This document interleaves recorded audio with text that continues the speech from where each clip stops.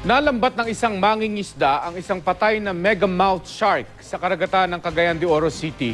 Ito raw ang unang beses na nakakita ang mga mangingisda roon ng ganitong uri ng pating.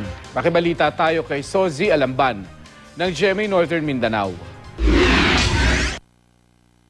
Nangingisda sa dagat na sakop ng Barangay Bayabas, Cagayan de Oro City nitong Sabado si Jojo Kabatuan. Laking gulat niya nang makitang kasamang sumabit sa kanyang lambat ang isang isdang may kakaibang itsura. Hindi na raw ito gumagalaw ng aksidenteng malambat. Dinala ito ng mangingisda sa Pampang at doon na lamang isa pala itong megamouth shark base sa pagsusuri ng Bureau of Fisheries and Aquatic Resources. Kung ako mo anak dito, baho rin po sa dagat na. Karoon pa mo kita na suga sa 30 ka 8 na katuig na pagpanagat. Ayon sa BFAR, deepwater dwelling ang mga megamouth shark kaya bibihira ang pagkakataong makakita ng mga ganito. Posibleng naghahanap daw ang pating ng makakain kaya ito pumaibabaw sa dagat. Nakitaan naman ito ng ilang sugat sa katawan. May habang 12 feet at may lapad na 2 feet ang nalambat na pating. Aabot ang timbang nito sa 1 tonelada. Nailibing na ng mga residente ang megamouth shark sa nasabing barangay.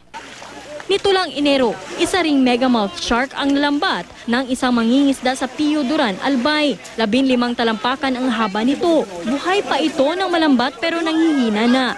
Namatay ito kalaunan. Imbis na ilibing, preserve ang pating at nakadisplay ngayon sa aquarium sa Legazpi City, Albay. Sozi Alamban, Nagbabalita, Pilipinas.